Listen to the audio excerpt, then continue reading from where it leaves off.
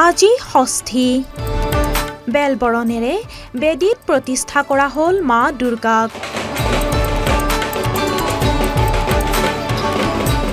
দুৰ্গা বন্দনাৰে মুখৰ ৰাজ্যৰ আকাশ বতাহ। পিছে জুবিন গাৰ্গৰ মহাপ্ৰয়াণত ম্লান পৰিল পূজাৰ আনন্দ। জুবিনবিহীন অসমত নাই আজি দুৰ্গোৎসৱৰ উৎসাহ।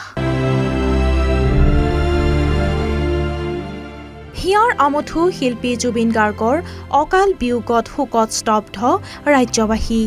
অসমবাসীয়ে পাহৰি গৈছে আনন্দ উল্লাস। তাৰ মাজতে আৰম্ভ হৈছে শাৰদীয় দুৰ্গোৎসৱ।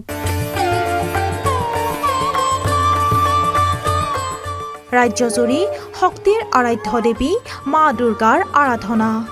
এইবাৰ ৰাজ্যত দেখা গ'ল হাৰ্টথ্ৰব জুবিন গাৰ্গৰ স্মৃতিত উৎসৰ্গিত কেইবাখনো পূজা মণ্ডপ।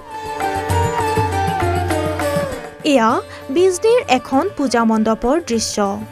বিজনীৰ এইখন পূজা মণ্ডপত দেখা গ'ল এক ব্যতিক্ৰমী পৰিৱেশ। শিল্পী জুবিন গাৰ্গক উৎসৰ্গা কৰি নিৰ্মাণ কৰা হৈছে এইখন পূজা মণ্ডপ। 1000 গছ পুলিৰে সজাই তোলা হ'ব এই মণ্ডপখনি। পূজা শেষ হোৱাৰ পাছতে গছপুলিসমূহ বিতৰণ কৰা হ'ব বিদ্যালয়, মহাবিদ্যালয় আৰু চৰকাৰী কাৰ্যালয়ত। জুবিন গাৰ্গে ভালপোৱা সেউজীয়া প্ৰাকৃতিক সৌন্দৰ্যৰে শ্ৰদ্ধাঞ্জলি জনোৱাৰ প্ৰচেষ্টা বিজনীৰ এইখন পূজা কমিটিৰ। আমাৰ জুবিন গাৰ্গ আমাৰ মাজত নাই, সেয়েহে আমি আমাৰ পূজা মণ্ডপ আৰণ্যক থিম যিটো আমাৰ পূজা মণ্ডপ তেখেতক উৎসৰ্গা কৰিছোঁ। উৎসৰ্গিত এটা পূজা মণ্ডপ হ'ব, এটা সুকীয়া এটা বেলেগ এটা থিমেৰে প্ৰতি বছৰে নাই, কিন্তু আমি এই বছৰ অলপ বেলেগকৈ সুকীয়াকৈ আমি আৰণ্যক থিম অৰ্থাৎ 10,000ৰ অধিক গছপুলিৰে আমি দুৰ্গা মণ্ডপ আমি সুসজ্জিত কৰি তুলিম। ইতিমধ্যে আমাৰ কাম পূৰ্ণগতিত চলি আছে।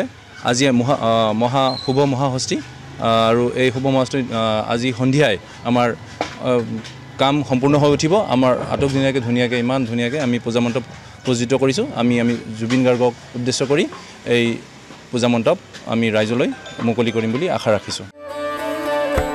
কেৱল বিজনীতে নহয়, সমান্তৰালভাৱে জোনাই সমজিলা সদৰৰ কেইবা ঠাইতো জুবিন গাৰ্গক স্মৰণ কৰি উৎসৰ্গা কৰা হৈছে দুৰ্গা পূজাৰ মণ্ডপ।